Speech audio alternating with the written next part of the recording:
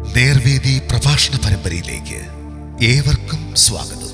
സുവിശേഷകൻ കുഞ്ഞുമോൻ തോട്ടപ്പള്ളി ഇപ്പോൾ നിങ്ങളുമായി ദൈവവചനം പങ്കുവെക്കുന്നു. ശ്രദ്ധിച്ചാലും.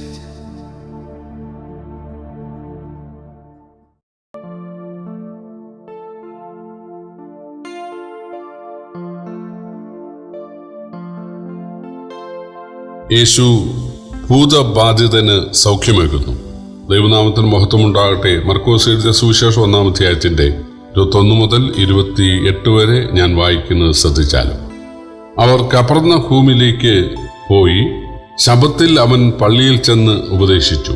അവന്റെ ഉപദേശത്തിങ്കൽ അവർ വിസ്മയിച്ചു. അവൻ ശാസ്ത്രിമാരെ പോലെയല്ല, അധികാരമുള്ളവനായിട്ടത്രേ അവരെ ഉപദേശിച്ചത്. അവരുടെ പള്ളിയിൽ അശുദ്ധാത്മാവുള്ള ഒരു മനുഷ്യൻ ഉണ്ടായിരുന്നു. അവൻ നിലവിളിച്ചു, നസറേയനായ യേശുവേ, ഞങ്ങൾക്കും നിനക്കും തമ്മിൽ എന്ത്? ഞങ്ങളെ നശിപ്പിപ്പാൻ വന്നുവോ? നീ ആരെന്ന് ഞാൻ അറിയുന്നു, ദൈവത്തിന്റെ പരിശുദ്ധൻ തന്നെ എന്ന് പറഞ്ഞു. യേശു അതിനെ ശാസിച്ചു, മിണ്ടരുത്, അവനെ വിട്ടുപോക എന്ന് പറഞ്ഞു. അപ്പോൾ അശുദ്ധാത്മാവ് അവനെ ഇഴച്ച് ഉറക്കെ നിലവിളിച്ച് അവനെ വിട്ടുപോയി. എല്ലാവരും ആശ്ചര്യപ്പെട്ടു, ഇതെന്ത് ഒരു പുതിയ ഉപദേശം!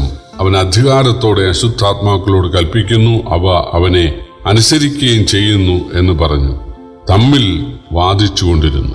അവന്റെ സ്തുതി വേഗത്തിൽ ഗലീലനാട് എങ്ങും പരന്നു. കർത്താവായ യേശുക്രിസ്തു ഗലീല കടൽപ്പുറത്തുള്ള കപർന്നഹൂമിലെ പള്ളിയിൽ ചെന്നു. അവര് യേശുവിന് ഉപദേശിക്കാനുള്ള അവസരം നൽകി. കർത്താവായ യേശുക്രിസ്തു യഹൂദന്മാരുടെ ശാസ്ത്രിമാരെ പോലെയോ പരീശന്മാരെ പോലെയോ അല്ല, വളരെ അധികാരമുള്ളവനായിട്ടാണ് പ്രസംഗിച്ചത്. നമുക്ക് മറ്റ് ഭാഗങ്ങൾ വായിച്ചാൽ അറിയാം. ന്യായപ്രമാണത്തിൽ മോശ കൽപ്പിച്ചത് കൊല ചെയ്യരുതെന്നാണ്. ഞാനോ നിങ്ങളോട് പറയുന്നത് മോഹിക്കരുത്. സ്ത്രീയെ മുഖത്തോട് നോക്കൽ വ്യഭിചാരം. മോശ നിങ്ങളോട് കൽപ്പിച്ചത് കൊല ചെയ്യരുതെന്നാണ്. ഞാനോ നിങ്ങളോട് പറയുന്നത് കോപിച്ചാൽ കൊലപാതകം. മോശ നിങ്ങളോട് കൽപ്പിച്ചത് മോഷ്ടിക്കരുതെന്നാണ്. ഞാനോ നിങ്ങളോട് കൽപ്പിക്കുന്നത് അന്യൻ്റേത് ആഗ്രഹിച്ചാൽ മോഷണം. അതുപോലെ യേശു പറഞ്ഞു, ശത്രുവിനെ കൂട്ടുകാരനെ നിന്നെപ്പോലെ സ്നേഹിക്കുക എന്നാണ് ന്യായപ്രമാണം പറയുന്നത്. ഞാനോ നിങ്ങളോട് പറയുന്നത് ശത്രുവിനെ സ്നേഹിക്കുക. കണ്ണിന് പകരം കണ്ണ്, പല്ലിന് പകരം പല്ലെന്ന് ന്യായപ്രമാണം പറയുന്നു. ഞാനോ നിങ്ങളോട് പറയുന്നത് നിങ്ങൾ ശത്രുവിനെ സ്നേഹിക്കുക, നിങ്ങൾ ഉപദ്രവിക്കുന്നവനെ അനുഗ്രഹിക്കുക. ഇതാണ്.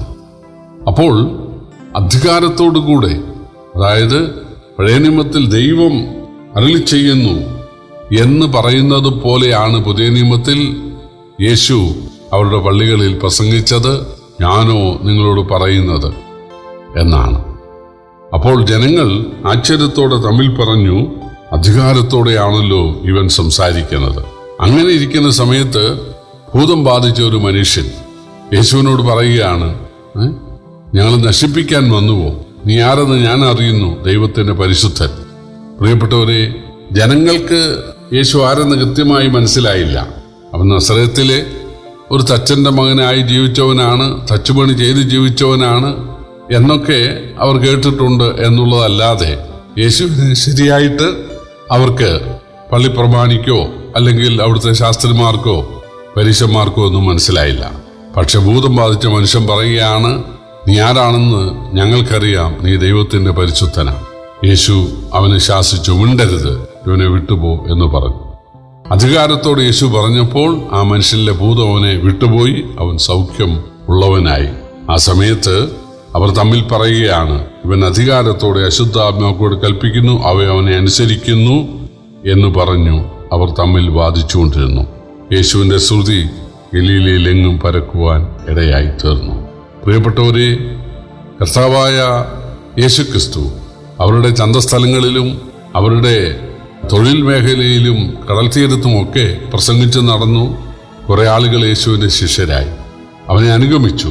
പള്ളിയിൽ ചെന്നപ്പോൾ അവന് പ്രസംഗിക്കാൻ അവസരം നൽകി. അവിടെ അശുദ്ധാത്മാക്കൾ ബാധിച്ച ആളുകൾ അവനെ വിട്ടുപോവുകയാണ്. അവർ സുഖമുള്ളവരായി തീരുകയാണ്. ജനങ്ങൾ ആശ്ചര്യപ്പെടുകയാണ്. യേശു ദൈവത്തിന്റെ മനുഷ്യാവതാരമാണെന്ന് കുറെ ആളുകൾക്ക് മനസ്സിലായി. അവർക്കതിൻ്റെ ഗുണഭോക്താക്കളാകാൻ, അതിൻ്റെ അനുഗ്രഹം നേടാനായിട്ട് സാധിച്ചു.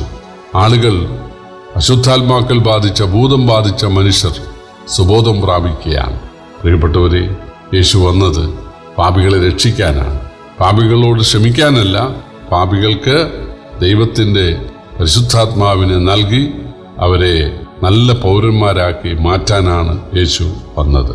യേശു നമുക്കായിട്ട് നരകശിക്ഷയേറ്റ് മരിച്ചു, ഉയർച്ച് ജീവിക്കുന്ന യേശുവിനെ രക്ഷകനായി ദൈവമായി സ്വീകരിച്ചാൽ തീർച്ചയായിട്ടും യേശു തന്നിൽ ആശ്രയിക്കുന്നവർക്ക് ഈ രൂപാന്തരം, ഈ അനുഗ്രഹം, ഈ പുതുജീവിതം നൽകും. അതാണ് സുവിശേഷം. കർത്താവ് നമ്മെ സഹായിക്കട്ടെ. കർത്താവിൻ്റെ വലിയ നാമം വാഴ്ത്തപ്പെടുമാറാകട്ടെ.